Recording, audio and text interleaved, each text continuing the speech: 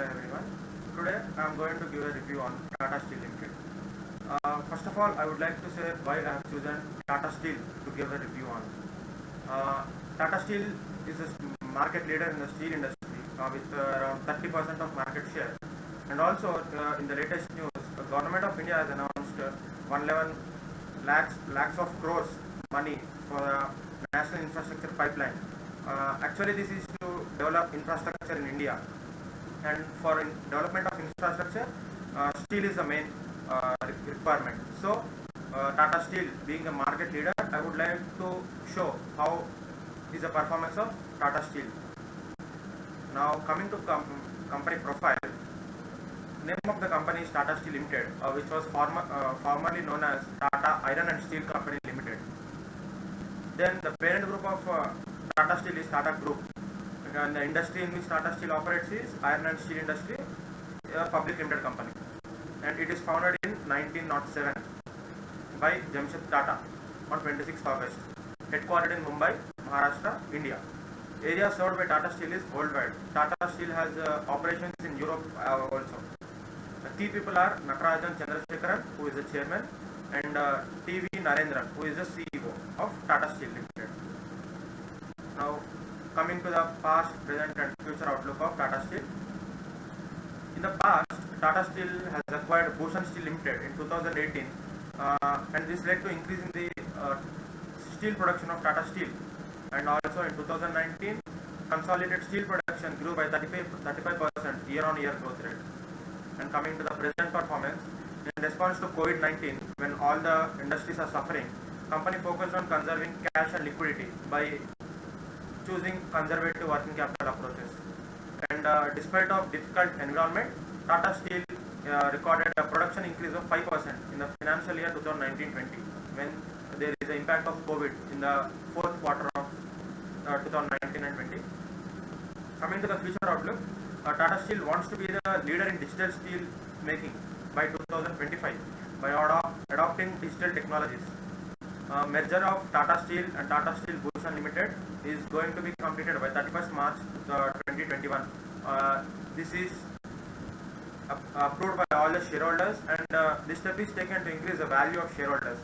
And by the end of 2025, Tata Steel wants to have a production capacity of 25 million tons per annum. Coming to promoter analysis of Tata Steel, there are mainly 10 promoter companies for Tata Steel, and the major promoter is Tata Sons Private Limited, who are the owners of Tata Group, and they have a share of 32.93% in the company. Now coming to total promoter holdings for last 6 quarters, there was a consistent holding up to December 2019 at 33.12%, and then from March the promoter have increased their holdings in the company by buying the shares back from institutional holdings and mutual funds from March. So the percentage increased to 34.41%, which is a minute, but that's a lot of shares and amount. Now coming to shareholding pattern of Tata Steel as on June 2020, 34% of holding is done by promoters, and mutual fund holding is 13.55%. Domestic institutional holdings have a next best holding after promoters at 29.78%, and then we have foreign institutional holders and general public. 23.95% of shares of Tata Steel is offered to public to subscribe. Now coming to the crude steel production of Tata Steel, we can see that there is a consistent growth in the steel production of Tata Steel, and we can look at the trend line which shows somewhere around 2025 there will be 18 million tons production, but actually Tata Steel is planning for 25 million tons production by the end of 2025. This is because of the stimulus of Indian government under National Infrastructure Pipeline to develop infrastructure in India. So we can see the growth prospect of Tata Steel, which is very high. And then coming to competitor analysis on the basis of net sales, we can see that over the period of 5 years from 2016 to 20, Tata Steel has more than double, or we can say 2 times the sales amount of its next competitor, which is JSW Steel. It's evident from the figures. When we see in 2016, 41,000 crores is sales for JSW Steel, whereas when it comes to Tata Steel, their sales stand at 1,06,000 crores. And even in the present year, with the COVID crisis in 2020, Tata Steel has recorded double sales when compared to its competitor JSW Steel or SAIL or NMDC. Here we can see the impact of Tata Steel on development in the country. I'm seeing the sales figures, and it's a market leader, of course. And I'm coming to associate concern analysis, which are the subsidiary companies of Tata Steel. Among all the subsidiaries, Tata Steel Europe has a lot of turnover. I mean to say, the majority of turnover when in all the subsidiaries, followed by Tata Steel BSL, Tata Steel Long Products, and Tata Metallics. And also the net profit after taxes for Tata Steel Europe is more than the overall turnover of Tata Steel Long Products and Tata Metallics, which shows the potential of Tata Steel Europe companies also, Europe brands, and also Tata Steel BSL. This is going to be amalgamated into Tata Steel Limited by the end of 31st March 2021. Now coming to corporate governance of Tata Steel. There are 3 non-executive directors, 5 independent directors, and 2 executive directors. Tata Steel Limited, as per the basis of SEBI guidelines, they have appointed a woman independent director, who is Mallika Srinivasan. This is for the compliance of SEBI regulations. And also we can see that number of meetings held in the by the company during the financial year 2021 is 5, and the number of meetings attended is almost 5 for all the independent directors or non-executive directors, and executive directors have attended all the 5 meetings. This shows the dedication of the management towards the company and for the growth prospects of the company. And also, company has complied with all the requirements of stock exchanges, SEBI, during the past 3 years, and no penalties are imposed on the company in this regard. And also, no instances of non-compliance with any legal requirements is found in Tata Steel. And also, none of the securities of Tata Steel are suspended from trading in the stock markets.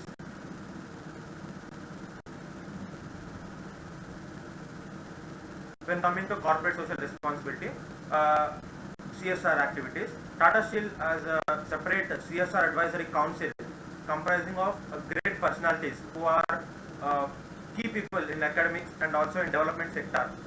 This is directed, and the chairman of this committee is CSR and Sustainable Committee is Deepak Kapoor, who is the independent director of Tata Steel, and he is the chairman of this committee.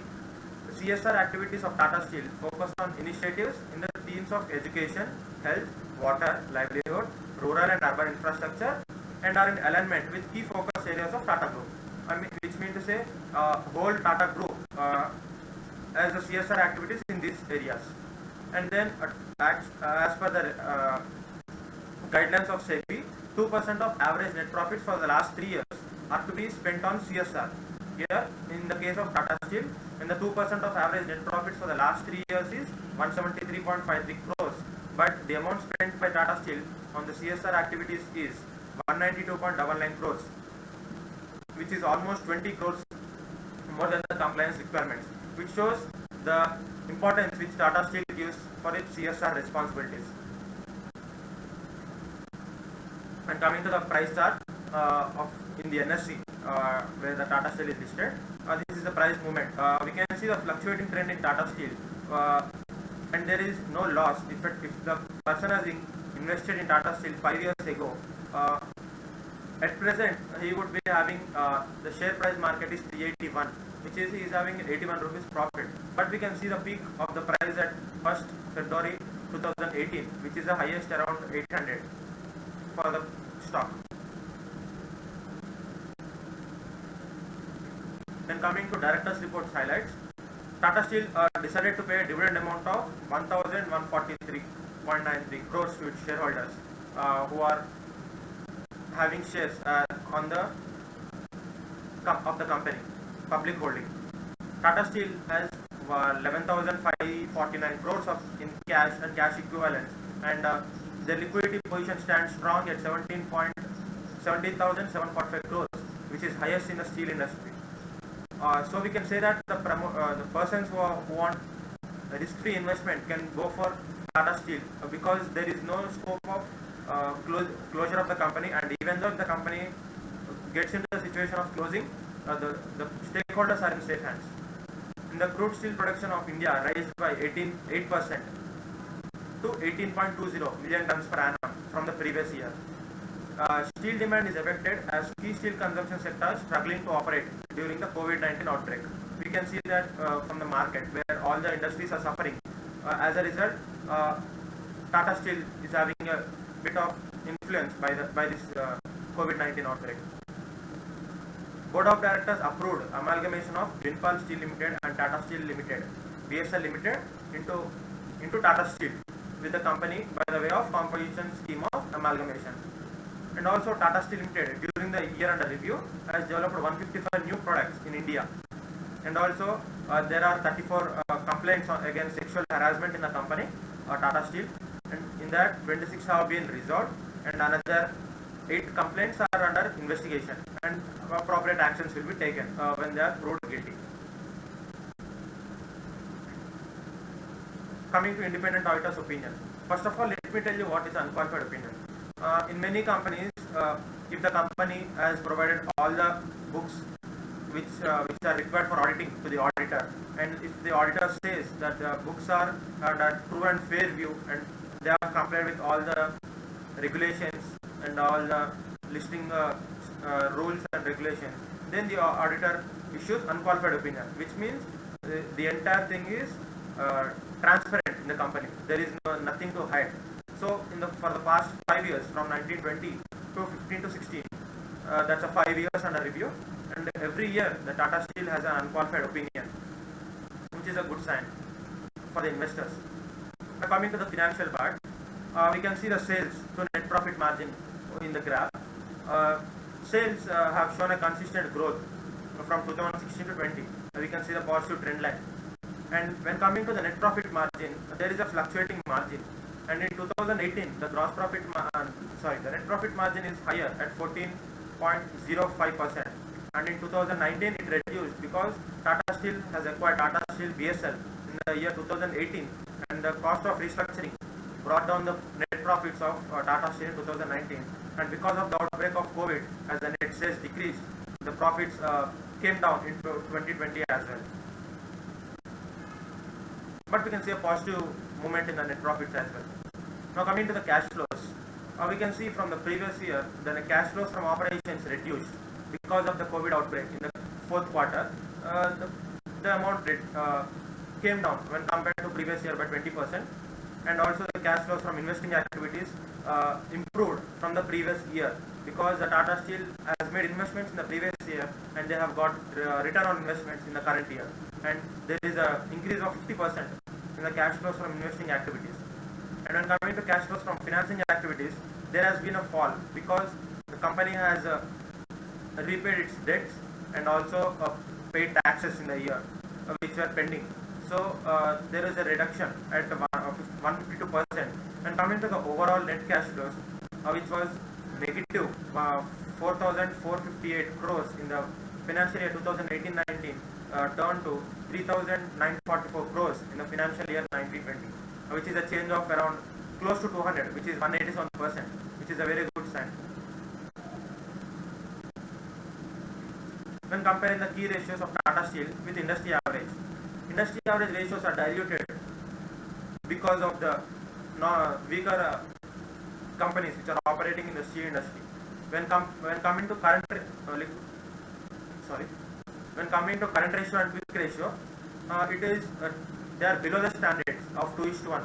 But again, the performance of current ratio for Tata Steel is more than the industry average by 0.30 times, and also the quick ratio, even though it's below the standard, it's above the industry average, which is a good sign for the company.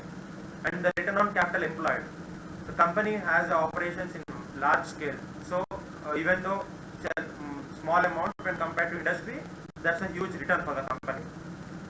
Same comes to return on equity. The 3.18%, 3.18 times actually, and the industry average is 3.79, which is not much different, but the operation size of Tata Steel makes a 3.18%, 3.18 times a very large number. And coming to PE ratio, industry average is 8.63 times, which means if you invest in the industry of steel, then you get your investment back in the form of dividends in 8.5 years. But whereas if you invest in Tata Steel, you get back the amount in 6.5 years itself, which is a very good sign for the investors. And also we can see the dividends declaration of the company is very efficient. When coming to awards and recognition, Tata Steel has won a huge number of awards in the year under review, and the main among them are World Economic Forum's Global Lighthouse recognition for our Kalinganagar plant, the first of India, which is a very good award which the company has received. C2 Green Co-Star Performer Award 2019, Dun and Bradstreet Corporate Award 2019 in the category of Corporate Social Responsibility. We have seen how important the company has given for CSR activities. And also Tata Steel is honored as Business Transformer at the 14th Annual CIO 100 Awards 2019.